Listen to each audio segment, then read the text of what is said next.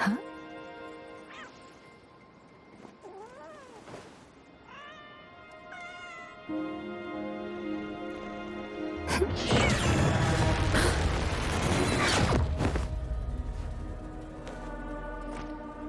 Guess you won't need my self-introduction.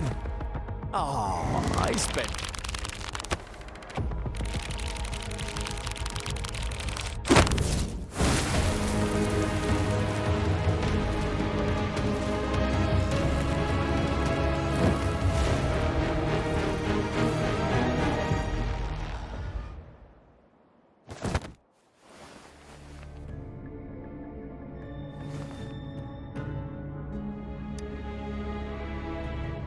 If you need to hear it from me, then yes, I am Scar. Cruel and twisted maniac.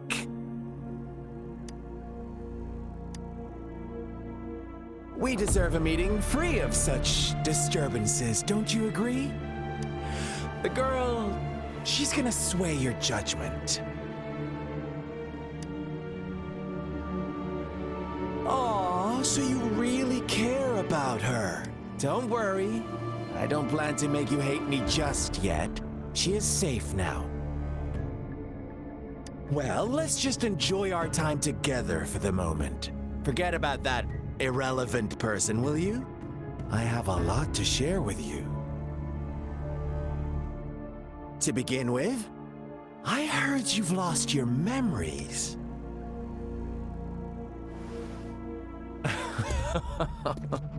Indeed. I'll tell you then. Before you knew anything about this world, you were already the center of conflict. You are the unknown variable we've been waiting for. Forces have been fighting for possession over you. From the moment you opened your eyes, everyone you've met, including that girl you care so much about, they all knew how valuable you are. The world is a cruel place. You are a living, breathing person, but you're just a pawn to many. That's why I'm here, because I see you as a dear friend, and I want to tell you the truth. I am so sorry for everything you're about to face, but truth hurts sometimes.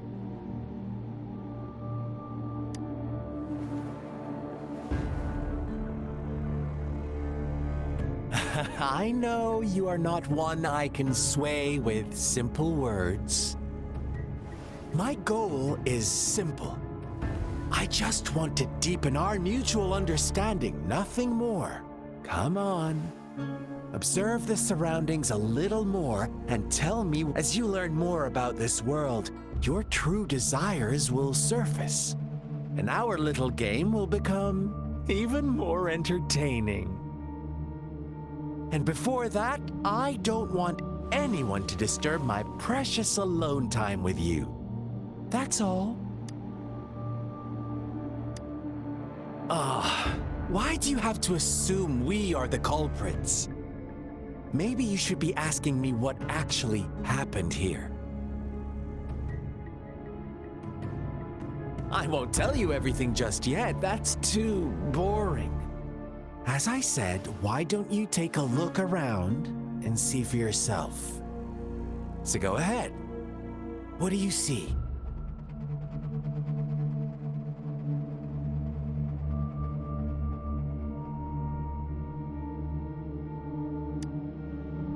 Bravo! Didn't think you'd catch on to that. Now, what is the conclusion you've drawn?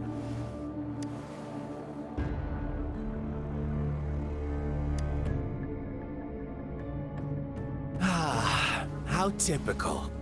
The age-old tale of savage wolves and helpless lambs. Good and evil as clear as day. It's a tired story that people cling to in their mundane lives. Oh, how it keeps them in check. But let me ask you this.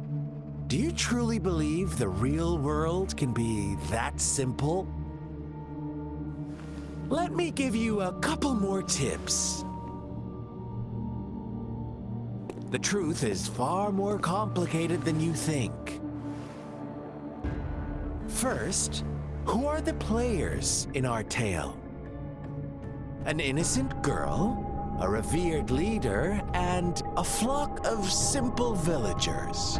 Next, what makes up false devotion, fleeting kindness, collective deceit, senseless killings, and the one vulnerable soul pushed onto a path of destruction by the masses?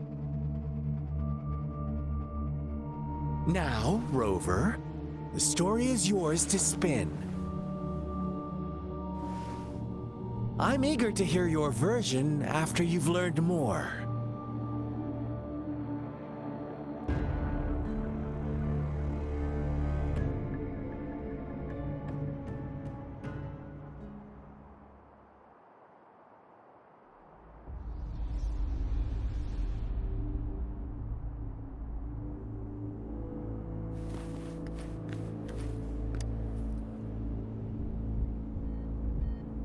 Huh? What is it? Are you back? No. I refuse. Oh, and don't try to threaten me. You're not enough. You don't want to disappoint me so soon, Rover. I see you're itching for a fight. Strike now and risk being crippled. And what a shame it would be to miss out on these crucial clues right in front of you. After all this effort, do you truly want to throw it all away?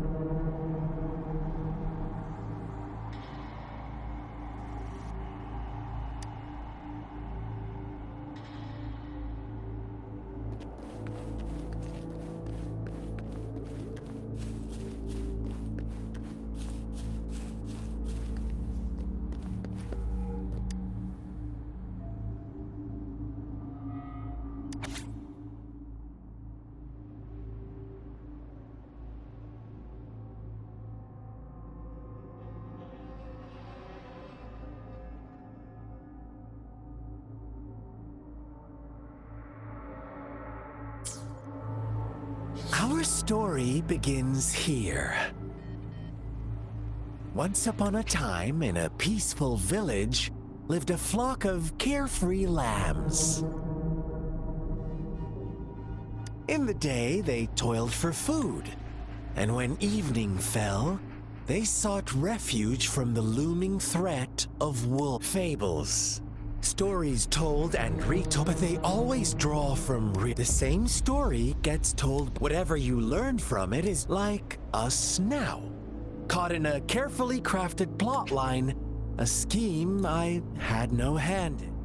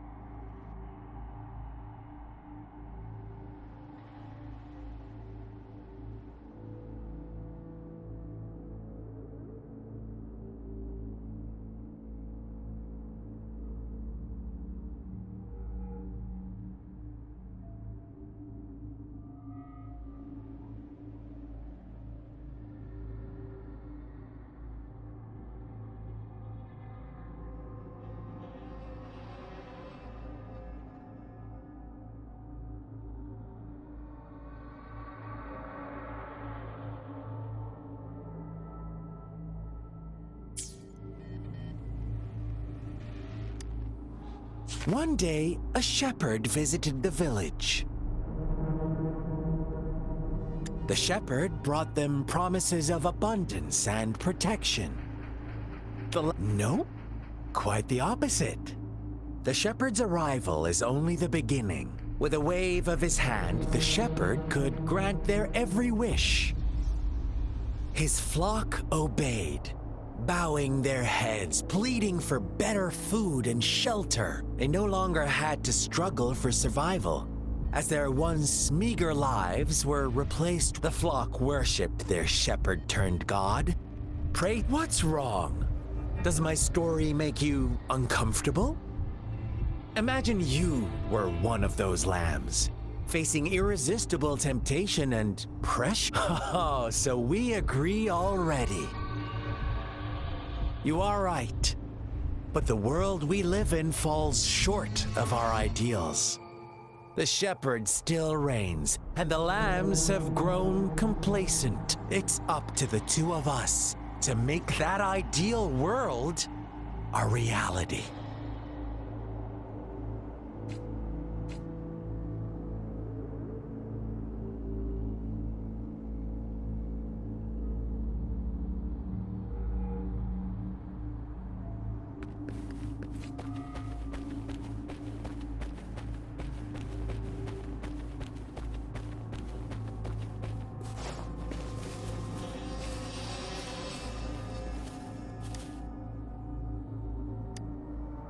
The lambs reveled in endless bonfire parties, celebrating their new god every night, except the one little black lamb. As each night passed, it was the only one to notice how its flock was dwindling away. Rover, do you think someone would give you what you want without taking anything from you?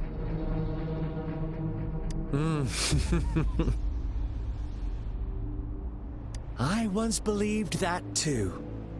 Thought as long as I paid a high enough price, I could get my desired outcome. But true equality is scarce, always has been. The world was never a fair place. Wouldn't you agree? To receive equal retribution, one must give more and more and more. When every wish comes with a hefty price, people weigh their options carefully. When they can make someone else bear the price, they all rush to make more wishes. They don't consider they too may one day pay for another's selfish desire. Funny, isn't it?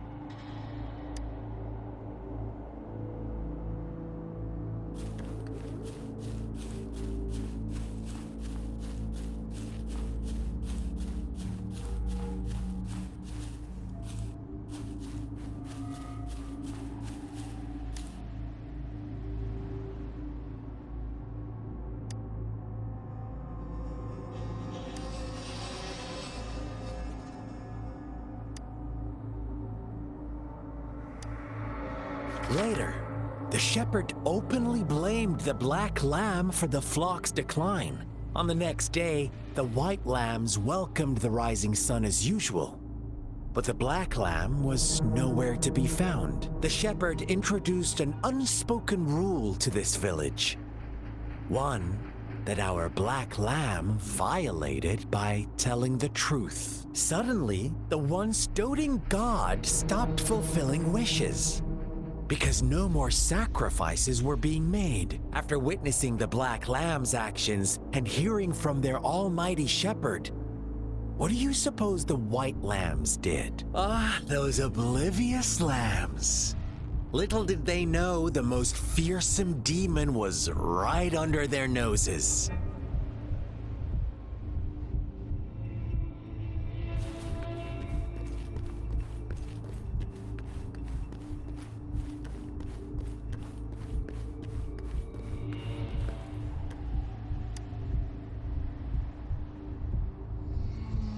Well done. You didn't let any details slip.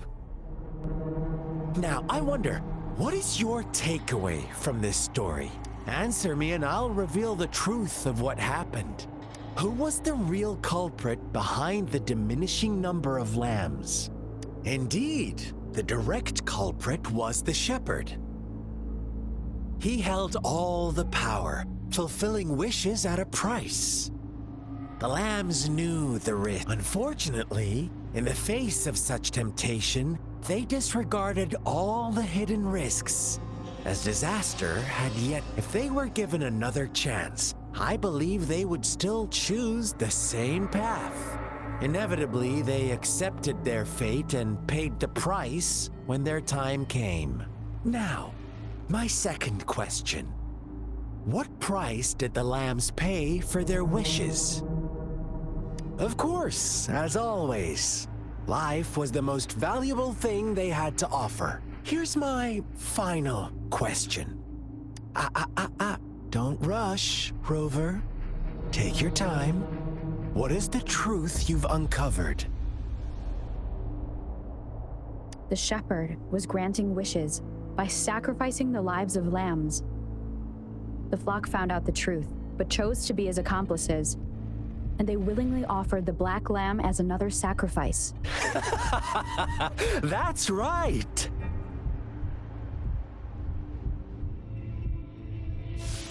Little lambs cowered and huddled in their village, terrified of the relentless wolf packs.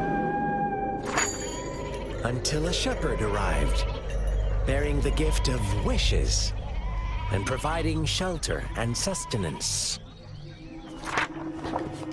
Slowly, the shepherd gained control over the flock, and the lambs lived contented lives. But this is not the end of our story. The shepherd found the solitary black lamb in his flock and offered to grant any wish it desired. In exchange, he wanted one of its companions as a sacrifice. The black lamb refused, and it was shunned by its flock, left without shelter or sustenance. After the black lamb's exile, more lambs continued to vanish. The shepherd then blamed the black lamb for breaking the rules and withheld his wish-granting power as punishment.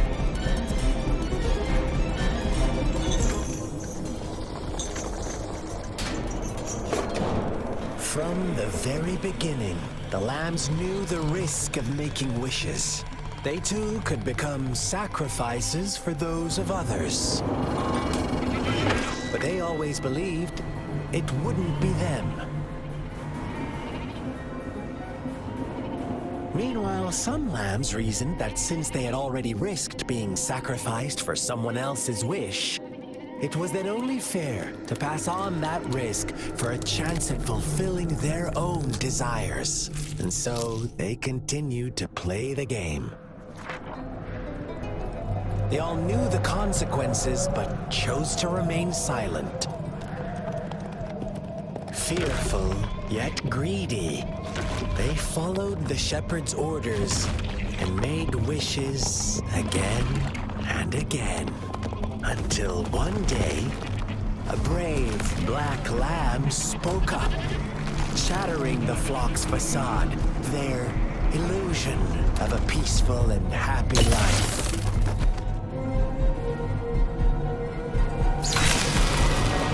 The black lamb got in their way, and that of the shepherd's greedy pursuit, sparking hatred in their hearts.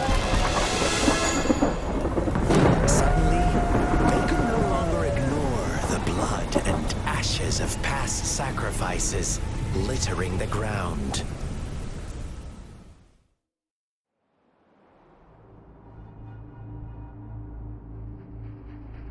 How do you like my story, Rover? What really happened here? I suppose you already have it figured out? The black lamb who rebelled against the rules, and the white lambs who succumbed to their greed. The innocent maiden sacrificed, and the villagers who turned on each other in a ruthless frenzy. They had it coming. All the shepherd had to do was execute the rebel. That's how he kept the flock in check and maintained the status quo. Fun answer, but no. Not even close. I was never the shepherd. Never will be. You and I... Interesting, Rover. I'm liking you more and more. Well then, let's see if this black lamb is going to end up like you say.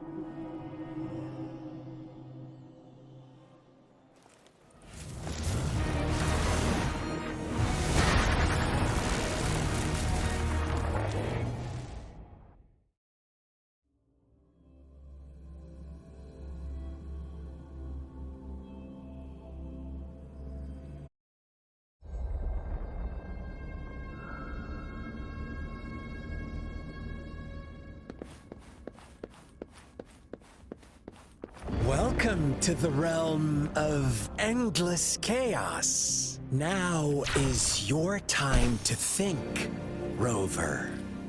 What is the right path to take?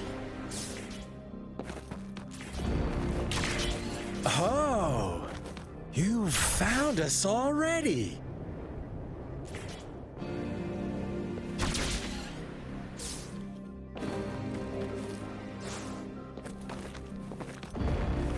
Shake and shiver, blink an eye. A flock of lambs comes passing by. Fleece of white, black, and red. Watch out, my dear. Your pioneers are lying at your feet. Don't look back. Join them on this Don't rush. One slip and you'll shatter to pieces. One with the sounds. Ha! Huh. One more time. Ha! Such speed! Such brutality! Can't you see?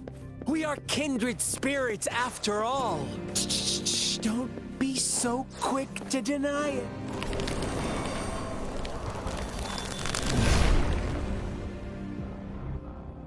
Tell me, do you want to be the rule-setting shepherd or the rule-breaking black lamb? If a sane person manages to survive in a realm of lunatics, would you call them the last one of reason or the sole apostle? Think about it. The shepherd is not the preordained embodiment of truth. Once he is gone for good, the black lamb can reclaim the trust of its herd. And eventually, there will be